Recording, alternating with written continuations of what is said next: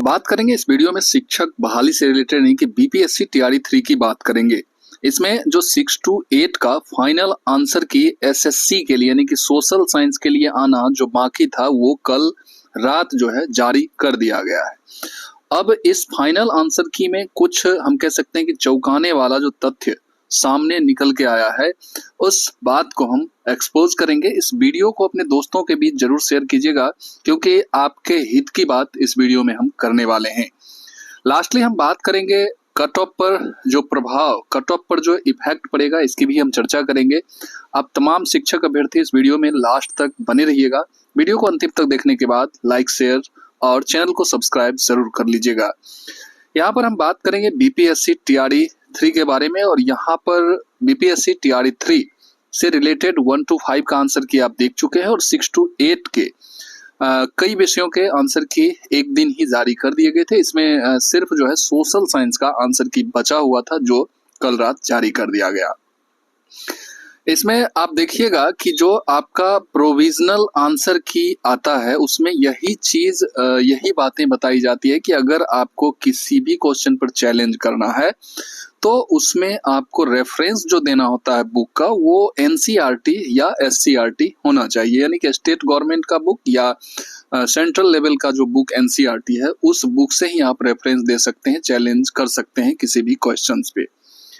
लेकिन यहाँ जो कल फाइनल आंसर की आपका दिया गया है उसमें आप देखिएगा तो ये बुक मैं आपको इसलिए दिखा रहा हूँ कि ये बुक है आधुनिक भारतीय राजनीतिक चिंतन और यहाँ पर सबसे नीचे में जो फाइनल आंसर की सोशल साइंस का दिया गया है उसके सबसे नीचे में आप जाइएगा बॉटम में तो वहाँ सोर्स जो बुक का दिया गया है उसमें भी आपको आधुनिक भारतीय चिंतक या ऐसे करके मिलेगा जो कि बाय बीपी वर्मा द्वारा, यहाँ आप देखिएगा डॉक्टर बीपी वर्मा का ही ये बुक है और ये बुक आप देखिएगा तो लक्ष्मी नारायण अग्रवाल पब्लिकेशन का ये बुक है।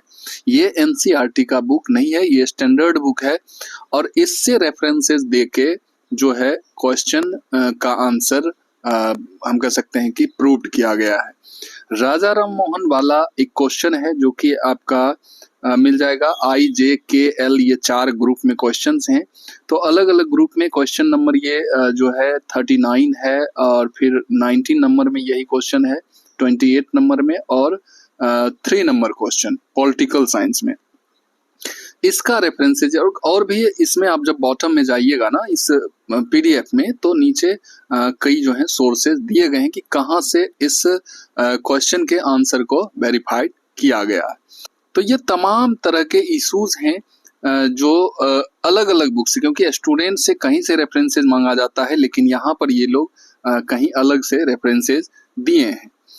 बाकी बात सब कुछ ठीक ही है। एक जो बातें सामने निकल के आती है उससे पहले मैं आपको बता दूं कि यहाँ पर आप देखिएगा तो 2 क्वेश्चंस जो हैं हिस्ट्री के, 2 जो हैं इकोनॉमिक्स के और 4 क्वेश्चन पॉलिटिकल साइंस के जो हैं चेंज किए गए हैं उसके आंसर।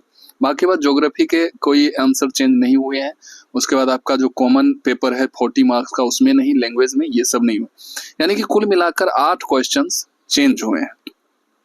8 क्वेश्चन चेंज होने का मतलब है कि अगर उसमें से 2 विषय आप मान लीजिए अगर हिस्ट्री या इकोनॉमिक्स आप रखे हुए हैं कॉम्बिनेशन में तो आपके जो मार्क्स प्रोविजनली आ रहे थे उसमें 4 मार्क्स का निश्चित तौर पे फर्क पड़ जाएगा क्योंकि 4 क्वेश्चंस चेंज हुए हैं। वहीं आपका अगर एक विषय पॉलिटिकल साइंस है, हिस्ट्री रखे हुए हैं तो आपके 6 मार्क्स चेंजेस यानी 6 मार्क्स पे फर्क पड़ सकते हैं। या आप जो है ज्योग्राफी और आप इकोनॉमिक्स रखे हुए हैं तो आपके मार्क्स जो हैं 2 मार्क्स के डिफरेंस यानी कि प्रभावित हो सकते हैं। तो ये तमाम तरह, क्योंकि अलग अलग विषय में 2 मार्क्स फिर 4 मार्क्स ऐसे करके चेंजेस हुए हैं तो इस तरह से जितने क्वेश्चन चेंज हुए हैं तो प्रोविजनली जो आपका मार्क्स आ रहा था उसमें इतने मार्क्स के फर्क पड़ सकते हैं। एक क्वेश्चन बहुत ही पॉपुलर क्वेश्चन है जो आप सभी लगभग स्टूडेंट इस क्वेश्चन को जो हम कह सकते हैं कंपटीशन की तैयारी करते हैं वो जानते ही होंगे कि इटली एकीकरण के जनक के रूप में जो जाना जाता है वो आपके जो हैं क्यूसेफ मेजनी, जो कि ए नंबर ऑप्शन आपको दिख रहा है। लेकिन इसका प्रोविजनल जो आंसर किया और आज जब फाइनल आंसर किया आपका आया है तो इसमें कोई भी चेंजेस नहीं किया गया है। तो ये हम कह सकते हैं कि बाकी बात इसका जो आंसर जो दिया गया है वो गैरिबाल्डी को माना गया है। गैरिबाल्डी को इटली के एकीकरण का तलवार कहा जाता है, ये आप लोग पढ़े होंगे। और जनक यहाँ पूछा गया है तो जनक जो है ग्यूसेफ मेजनी ही है। ये कहाँ से रेफरेंस निकाल के इसको वही आंसर यानी कि गैरिबाल्डी वाला ही आंसर पे ये लोग रिजिड हैं, ये अलग बात है, लेकिन इसमें जो है सुधार इन लोगों को करना चाहिए। तो ये आंसर जो है, ये क्वेश्चन जो है, इसका मार्क जो है लगभग स्टूडेंट जो मेजनी मारे होंगे, क्योंकि अधिकतर मेजनी ही मारे होंगे क्योंकि ये एक बेसिक क्वेश्चन है, तो ये मार्क्स जो है उनका पढ़ना चाहिए स्टूडेंट का। अब इस तरीके से कई सोर्सेज जब हम देखते हैं तो पता चलता है कि लगभग स्टूडेंट का मार्क्स जो है कम हुआ है। यानी 1-2% स्टूडेंट का अगर छोड़ दिया जाए एक्सेप्शनल अपवाद, बाकी बात लगभग स्टूडेंट जो हैं जिनका marks 2 number, 3 number, 4 number, 5 number marks कम हुए हैं।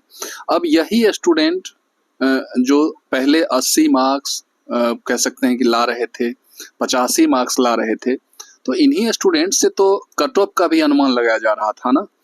अब इन्हीं स्टूडेंट का कहीं ना कहीं जो है मार्क्स घटा है, और घटने का मतलब है कि कट ऑफ भी इफेक्टेड होगा और कट ऑफ भी कम होगा, इतना तो श्योर आप होके चलिए।